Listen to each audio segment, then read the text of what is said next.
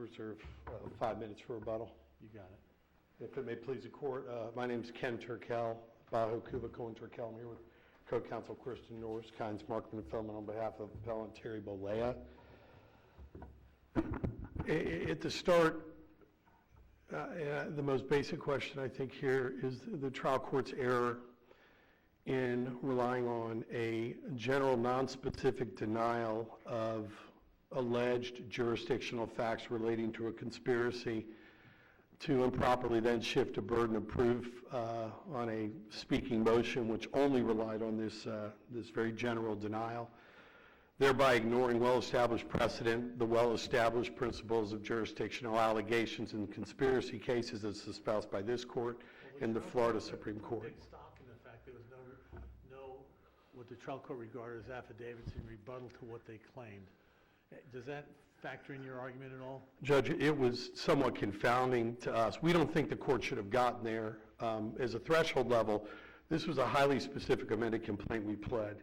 The allegations with respect to the appellee, Mr. Burton, who's a talent agent, and his employer, which would be vicariously responsible, were very pointed and very specific and never denied.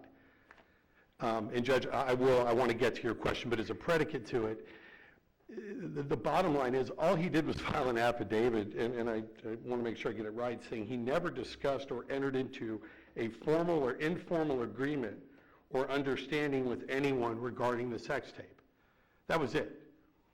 And so, Judge, if we get to the point where it was actually appropriate for the trial court to require us to rebut that general denial of a conspiracy, it seemed as if to us, both in the order and in the transcript, and I was at the hearing, that for some reason the trial court didn't think sworn deposition testimony, which I think we also put on in trial in the other case, was competent evidence. I don't know why, because that's not what the law is. It's sworn evidence, it's competent, in some respects more authentic and organic than a self-serving affidavit would ever be. And there's no question it wasn't attacked. And the emails that we put into the record that were from Mr. Calta to his agent, Mr. Burton, were never attacked as unauthentic. They were attached as exhibits. Kind of going back, though, to even more first principles in this, you would agree, wouldn't you, that underwent, in order, even before you begin this exercise of, under Venetian salami, of whether or not you've sufficiently attacked the evidence in support of the motion to dismiss for lack of personal jurisdiction, even before you get to that, you necessarily have to have stated a viable cause of action, correct? Correct. Okay. Help me understand the cause of action as alleged in the operative complaint here, because I have a hard time understanding how publishing the sex tape of Mr. BOLLEA, and this is quoting from the complaint, it furthers Calta's goal of getting Bubba out of the way of Calta's career. Okay, let me. You're stuck with what's alleged in the complaint. So where in the complaint would I look to realize there's a financial gain, some kind of stake? Sure. What does he get? It's an interesting and sordid world, the world of shock jocks, Your Honor. And I would say this is a threshold. There were, I can't remember how many motions to dismiss for failure to state a claim heard the same day as this motion. Every one of them was denied. So we do have that finding by the trial court that we did state a cause of action. From, let's call it an atmospheric perspective, Your Honor, an optics perspective, you really, if you look at the amended complaint, there's a great deal of backstory. And the backstory relates to the fact that in this world, the competitive nature of these shock jocks and what they are willing to do to each other to hurt ratings, to hurt reputation, there's literally very few bounds, if any. And the backstory that we pled was that essentially what happens here is they get possession of this sex tape DVD, and my client, Terry BOLLEA, professionally known as Hulk Hogan, becomes like the passenger sitting in the car during the drive-by. In other words, their intention is to hurt Bubba. BOLLEA and Bubba, and we've pled all of this, were very close friends. They knew that they were friends. They knew that if they put this out there that Bubba was doing this. Mr. Turkel, I read the complaint carefully. I really was trying to drill down and get to where in the complaint does it tie it together for me that other than this kind of sounding like you said, sort of from the higher 10,000-foot view, that this is just, people firing off at each other and doing bad things to one another, where is the tort liability of a civil conspiracy come into play here? Sure. Well, there's an agreement to take a tape, which was recorded, as we allege, in violation of Chapter 934. Procurement and distribution under 934 is also a violation. It's not just actual recording. It's also a third-degree felony. On top of that, knowingly taking this tape, knowing it was surreptitious, or at least if we alleged was surreptitiously taken, and knowing that it's going to invade my client's privacy, place private images of him taken in a private setting out into essentially a stream of internet commerce. But how does that relate to Mr. Burton? Well, in the sense, Your Honor, that if you look back at what we both alleged and then what we ultimately, to Judge Valante's question, proved, in March of 2012, Calta sends Burton an email summarizing these tapes. They have a discussion on the phone about whether Calta should use it on his show. In September of that year, Calta asked Burton to reach out to this guy, Delorio, who's at Gawker, and Burton reaches out with the words, and I think the words are important. I have a client with a very significant DVD they want to send you, but they are asking me to mail it for anonymity purposes. Now, we know Calta's a client. We know they've had this discussion. Delorio asks him, and this is all both in the record, proof as well as allegations, can you elaborate? And Burton says, I can call you. They have a discussion. The package is sent through the arrangement of Burton, who follows up afterwards to make sure Delorio gets it. And fast forwarding to the punchline here, I think you all's theory is that at that point, Mr. Burton, as the agent, should have stepped in and put a stop to it. I think from a base. You allege he should have and he could have and should have put a stop to it. And further, you all allege that he had, and I'm not sure how this works, he had actual or constructive control over Mr. Calta, which is kind of inverted to my view of how an agency-principal relationship typically works. Well, I think more pointedly, Your Honor, he knows at this tape what it is and how it was gotten. He knows what he's doing. He knows what they're going to do with it. They want this disseminated and published. If you take Mr. Burton out of the equation, if you take his relationship with Delorio and Gawker out of the equation, how does this happen? That would be I don't think we get to the but-for analysis because I don't think they ever refuted our jurisdictional allegations. But if you got there, what is Mike Calta if he's not someone who can call his New York agent up, who knows this guy Delorio, this peddler of smut and tabloid junk, and has enough of a relationship with him to say, hey, AJ, I've got an anonymous tape. It's very significant. I want to send it to you. I mean, that's how these things are done. The agent's the ultimate enabler here, and that's our point in the conspiracy. He knows what they're doing. It's not like, they reduced it to this ridiculous soundbite in their brief. The mundane act of getting an address. I mean, seriously. Notwithstanding the fact that we pled it, nowhere in his affidavit, by the way, does Burton deny he did any of this. He doesn't deny he sent the emails. He doesn't deny he called up to make sure the package got there. He doesn't deny he talked to Calta about putting it on his show. He doesn't deny he knew the content. He doesn't deny he told AJ Delorio it was a significant DVD that had to be delivered anonymously.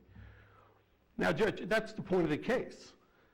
And, frankly, with respect to where that ultimately goes, a jury should ultimately tell us where the gap fill is on what happens if Burton isn't here. But we certainly pled enough from a basic standpoint of jurisdictional allegations regarding the conspiracy.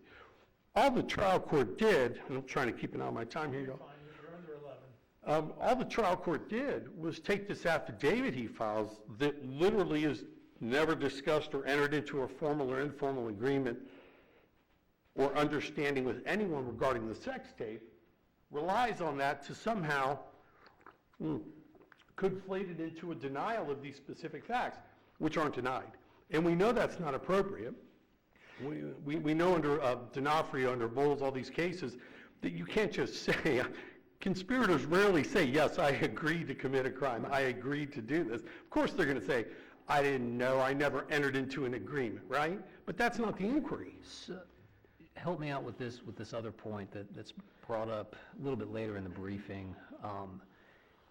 You would agree that under Snyder, if these tapes are a matter of public concern, then they're immune, the civil conspiracy theory, the invasion of privacy, all that falls. There is tort immunity if it is indeed published as a matter of public concern.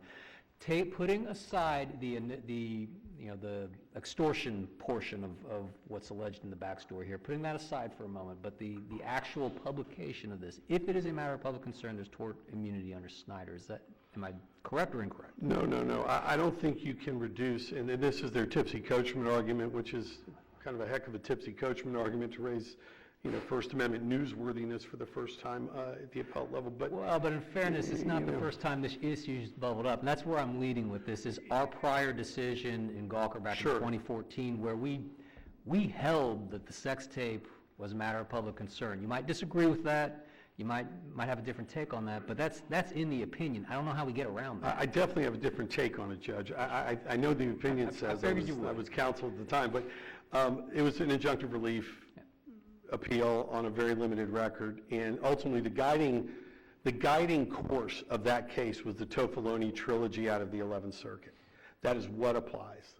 That's what applies. We're not talking about, and this is one of the sort of fallouts of the bigger, the first trial, and there we believe is improper reliance on that opinion, but I'll answer it, is that it's not just a First Amendment issue. It never was just a First Amendment issue. What it was a bad First Amendment defense to a good privacy case.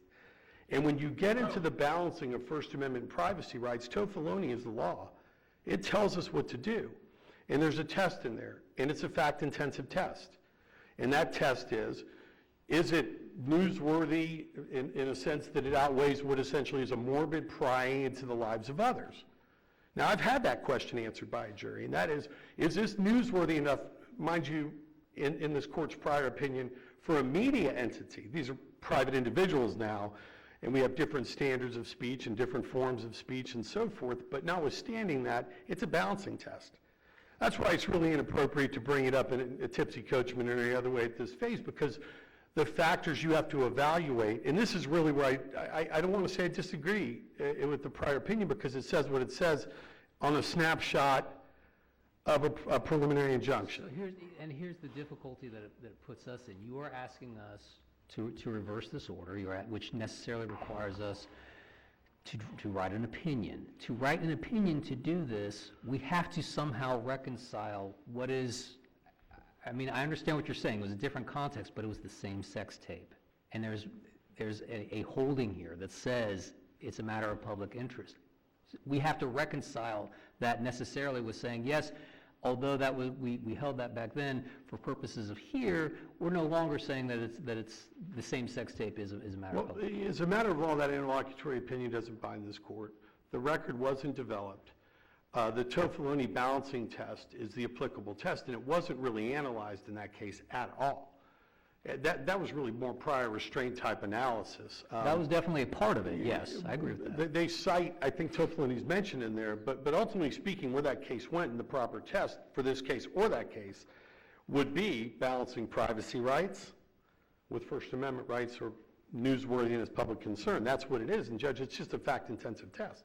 So if you're writing an opinion and you're dealing with what actually happened on the jurisdictional level here, what happened is the judge relied on a general affidavit that didn't deny specific jurisdictional allegations of a conspiracy, that very same judge found was a viable, cognizable claim when it was sought to be dismissed by the defendants. She relied on that in the absence of any specific denials of these specific allegations, then shifted the burden, and when we fortified those allegations with proof, ignored the proof, I think, to Judge Volante's original question, because it wasn't in the form of an affidavit. I mean, Judge, I can't say it outright, but the implication when you read the order and the way that the hearing went, it's hard to believe that wasn't where Judge Newton's head was at the time. And it was somewhat frustrating because we knew the evidence was competent, but at the end of the day, you reverse it because at the most basic level, given this court's opinion in Wilcox, given Executech, Chesick, Abnet, and all these cases, that's what the law is. And then when you deal with the First Amendment, it's just premature. Maybe something visit down the road if they want to bring it up during summary judgment. All right, you're fine, just now.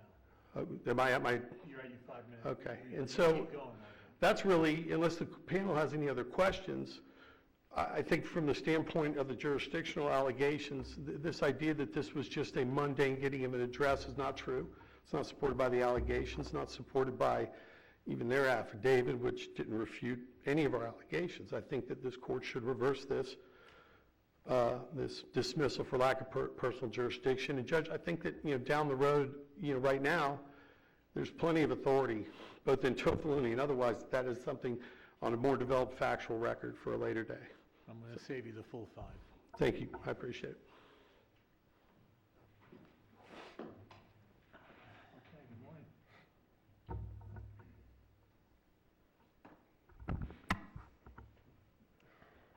May it please the court, my name is Eileen Farkas for the appellees. Just as a threshold matter, I'd like to point out, which we pointed out in our papers, and for some reason the appellant continues to say that the lower court denied our motion to dismiss for failure to state a claim. While the lower court did deny the other defendants' motions to dismiss for failure to state a claim, the court did not. Is that somewhat inconsistent? No, if I'm going to connect the dots, I believe that once the court found no jurisdiction over us, our motion to dismiss for failure to state a claim was moot. Whether or not the plaintiff had stated a cause of action against other defendants is... They had different complaints. Absolutely, and they are alleged to have done different things. So, just to make the record clear on that. So the standard on this motion is undisputed and clear to this court, that when a defendant files an affidavit that disputes the jurisdictional allegations... How so did the affidavit dispute the jurisdictional allegations in this case? Sure, so they would like to paint it as, oh, we just had this conclusory statement that we denied, we didn't agree. That is not correct. A conspiracy requires an agreement to do an unlawful act. And what Mr. Burton's declaration did is it denied knowledge of any scheme. It denied knowing any of the other co-conspirators other than his client, Mr. Calta. He did not know the individual who was alleged to have recorded the sex tape, stolen the tape, had possession of the tape, and who delivered it to Gawker. He certainly didn't have anything to do and is not alleged to have anything to do with delivering it to Gawker or much less writing or publishing the article. So unlike the cases where they cite where a defendant either admitted an involvement of the conspiracy but said it wasn't enough or said it wasn't enough to confer jurisdiction, or denied involvement in a conspiracy but there was other proof that in fact stated a basis for jurisdiction. Here we have an affidavit that denies not only an agreement to be involved with any of the key conspirators, denies ever meeting them, and they gloss over the supposed evidence that they put in opposition. They put in 400 pages of stuff. And the judge found those would be largely irrelevant. Well, actually, to the extent they were... Except there were some helpful things for you. Sure, it was utterly consistent with Mr. Burton's declaration that we don't hide from the emails, we don't hide from his prior deposition testimony that they took in the first case. You're saying that's not enough to shift the burden. I mean, the burden was shifted, that wouldn't be enough to meet the burden. Absolutely, and as this court held in the Hilltopper case, that when a defendant puts in an affidavit to rebut jurisdiction, those factual allegations are to be taken as true, and the burden shifts to the plaintiff to prove a basis for jurisdiction exists. But typically, though, and correct me if I'm wrong, there was no evidentiary hearing ever held to resolve any disputes between the record evidence that got put before the trial judge, was there? No, nor did there need to be. See, that might be an issue, though, because Venetian Salami instructs that when there is a dispute, the trial court, you're supposed to have an evidentiary hearing in order to resolve the discrete facts that are in dispute, and then make your judgment call there on personal jurisdiction. That didn't happen here. But this is not a motion to dismiss for failure to state a claim. This is a motion to dismiss on jurisdictional, and so they are required to come forward with jurisdictional facts, with sworn proof, not just he's lying. That's not enough. But that kind of leads to the point that then necessarily requires a judgment call. It requires the judge to size up the witnesses, and Venetian Salami tells us very clearly when that happens in the personal jurisdiction context, trial courts are supposed to convene an evidentiary hearing. Well, Your Honor, in this case, that only is required where the facts need to be harmonized. Here, they have not come forward with facts that need to be harmonized. All they have done is say that Tony was lying when he said he didn't agree. But the proof that they put in is that the alleged co-conspirators never heard of him before, never spoke to him. That's their proof that they put in. There are no facts to be harmonized, and this court's rulings also make clear when there are no facts to be harmonized, an evidentiary hearing is not necessary. Why are there no facts to be harmonized? I mean, Because they have not come forward with any facts other than what is in the record, which shows that he never agreed to be part of the scheme, and that and the only. Mr. Turkel's point, that never is going to happen in a conspiracy claim. So No, why isn't it enough that they say, hey, look, read through his deposition. He waffles a little bit. It takes a while to pin him down. Whatever. Okay. They're taking their spin on what Mr. Burton said. You all have your position. Why isn't that just the classic example of, hey, this is a situation where the court needs to actually see and size up Mr. Burton and Sure. Mr. Delario? Sure. So I have several responses to that. First of all, you have to look at what they are alleged Mr. Burton to have done. What do they allege that he did? They allege that he got a publicly available address, and because someone else had already stolen the tape, done all of these things to lead up to that moment, Right. you're obviously well familiar with it, and someone else also had already decided they wanted to get this tape to Gawker. So all they are alleging that he has done is supply the publicly available address and have in New York to Gawker, who's in New York, so that someone else can send a tape to New York for it to be published in New York. He gave the street address. So due process in this case, let's say that we can agree to disagree on whether or not they've somehow met their burden to create some issue of fact. And I say on these facts and on the record that they were required to bring to this court and the lower court, they have not alleged enough to meet their burden on the long arm issue. But let's talk about due process. This court has made it very clear that in order for them, that there's a separate analysis that must be conducted, and that you have to look at the defendant's individual contacts with this state. And since the Supreme Court's decision in Walden in 2014, this court has made it very clear that you have to look at the individual defendant's contacts with this state. And so even if you could argue... The constitutional problem in this is tricky. And I'm not sure that Walden has some pronouncements in it and lays down some markers that are useful for guidance. I'm not sure Walden gets you to where you want to be necessarily on its own steam on this prong, simply because the facts in Walden are a mile off from this one. That may be, but let's look at what this court recognized that Walden requires. So this court in Erie Insurance Exchange v. LaRose, where Judge Volante wrote the opinion, it recognized that since Walden, the Supreme Court clarified this analysis to include a showing that there was some act by which the defendant purposefully avails itself of the privilege of conducting activities within the forum state. Under this more recent formulation, the focus of the inquiry is on the defendant's conduct in the forum state. Isn't Mr. Burton representing Mr. Calta? Isn't he purposely availing himself of the Florida market to represent Florida residents No, in in the fact- entertainment industry? And doesn't this action arise out of his representation of Mr. Calta? It does not arise out of his representation. He just happens to represent him. This cause of action arises out of the Gawker publication of a matter of public interest. Which he That's- facilitated. I don't think he facilitated anything. I think he provided a by publicly... the allegations, he facilitated it by providing the address. If this court is going to hold that providing a publicly available address is enough to tag a non-resident defendant just because someone waves the magic word of conspiracy, I think we are stretching conspiracy. Well, that's going back to the first prong, I think. So I'll stay on the second prong. So Yeah. this court addressed that issue in Erie Exchange by saying that because the focus of the due process analysis is solely on the defendant's connection with the forum state, the unilateral activity of those who claim some relationship with a non-resident defendant cannot satisfy the context. So the fact that he has a relationship with Mr. Calta is not enough. A defendant must be hailed into court based on his own affiliations with the state. And those affiliations should have to be the but-for cause of the tort. So the fact that he may have a relationship with a Florida resident, the fact that he is the agent for a Florida resident, does that mean that he's subject to the general jurisdiction of this court? Of course not. You have to look at what he did in connection with this tort. And if he didn't connect himself to this state in some meaningful way in connection with this tort, then it's simply not enough.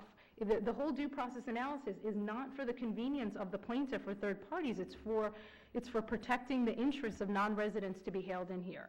And if this court's going to hold that because he has a client in Florida, that any communications with him subject to the general jurisdiction of this court, that's not... I don't think they're making the argument of general jurisdiction. I think this is a specific No, but jurisdiction essentially that's what argument. you would have to be holding if you're going to say that the fact that his client is in Florida is enough.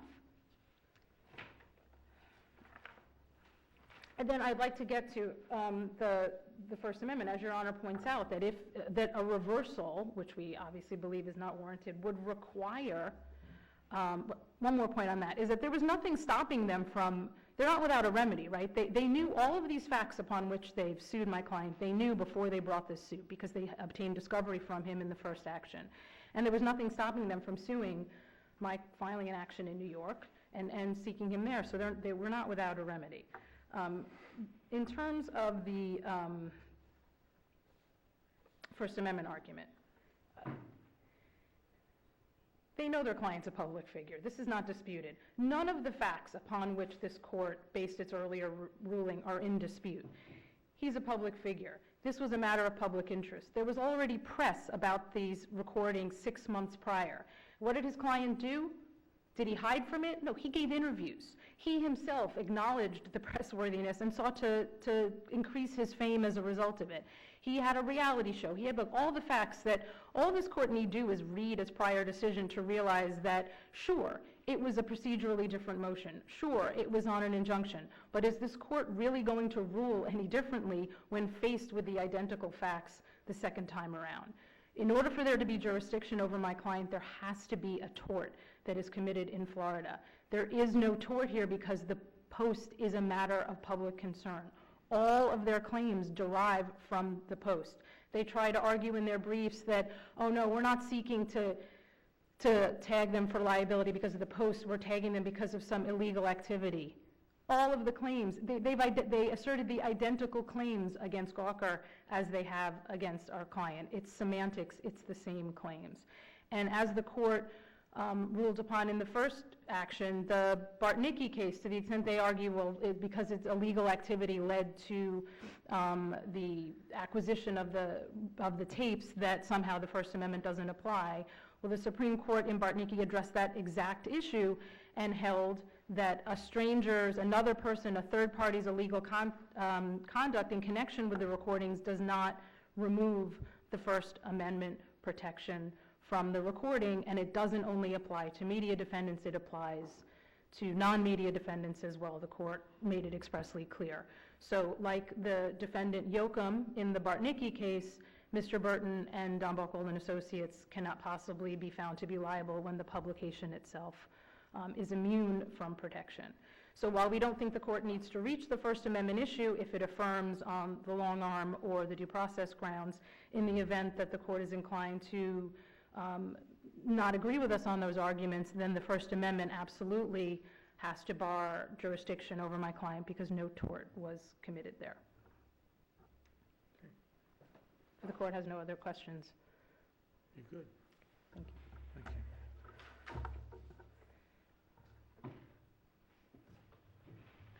Mr. Turple, I'll start with 5 when you're ready. Thank you, Your Honor. If it may please the court.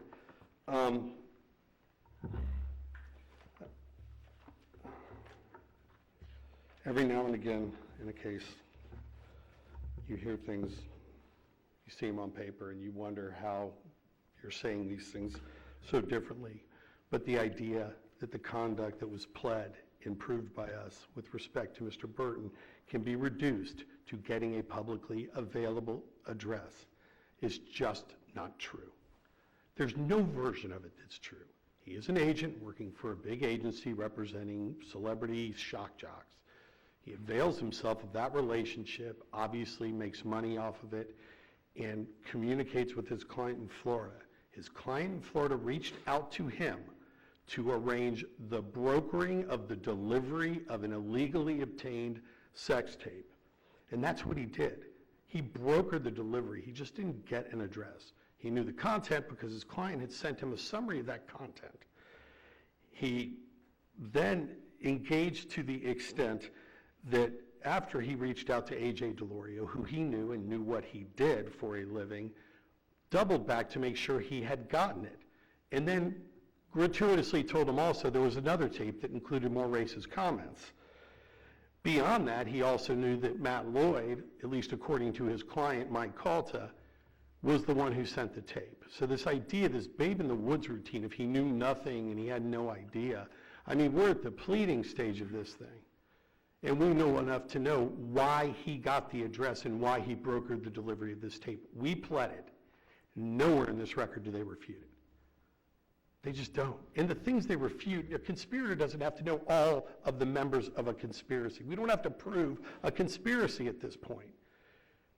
And conspiracies, as this court I am sure knows, can be proved and are often proved by circumstantial evidence because conspirators rarely chime in and say, yeah, I conspired with all these guys to break the law. As far as Walden, I think I would agree with Judge Lucas' statement. It doesn't change our law. And really, post-Walden, conspiracy, specific jurisdiction based on the existence of a conspiracy hasn't changed. We've cited both cases in Florida and throughout the nation where the bottom line is the conspiracy jurisdiction through Executech, Abnet, Wilcox has its own little place. And nothing in Walden eviscerated that analysis or that law. That's still good law. And I don't think Walden gets them there. And then with respect to the First Amendment arguments, all I can do is go back to the idea that this opinion that they're relying on was a snapshot at a very early part of the case. The true test that the court would have to apply requires, and before I break myself off in the middle of a sentence, essentially, Appley's argued this for us, right? All right, when they start getting into, he's a public figure, he went on the radio, he did this, he did that. There is a universe of facts that were tried once on this issue regarding balancing. The Toffoloni cases are not dismissal cases. They are summary judgment damages cases. The case was tried, okay? There was summary judgment and so forth. You're down to a minute and a half. And in that respect, if we're going to go there, there is, on a tipsy coachman approach, absolutely no reason to go there now. I think it's also improper to go there now because the law that the court would have to apply is going to require the balancing test that requires facts. And indeed, issues like subjectivity of why things were published, which changes to a degree when it's a private individual, not a media entity. So I go back to where I started. We pled specific jurisdictional allegations of a conspiracy. We pled Burton and therefore BUCHWALD's participation in that conspiracy to broker the delivery of this tape. They never refuted it, and on that alone, this court must reverse. If we get to the next phase, I'm sure the court's read it. These emails are in the record, the deposition excerpts are in the record. They say what they say, and they don't say what Appley has said. They say exactly what I said, which is, I have a significant sex tape from a client of mine. Can you elaborate? Let's get on a call, and from there. So if we get to that level, we also think it should be reversed. But under any scenario, there was personal jurisdiction here under applicable law, and the trial court's order should be reversed. I've got one more point. I went back and looked at the judge's order, Your Honor, vis-a-vis the question you asked at the beginning, and I would just sort of reference the idea to this court that the court literally said, since plaintiff has failed to provide any sworn proof that refutes the allegations in defendant's affidavits or that proves the basis upon which jurisdiction may be obtained, the opposition is legally insufficient. Okay. You are out of time, but thank you for that. Thank you. Well argued. Safe journeys back. Thank you.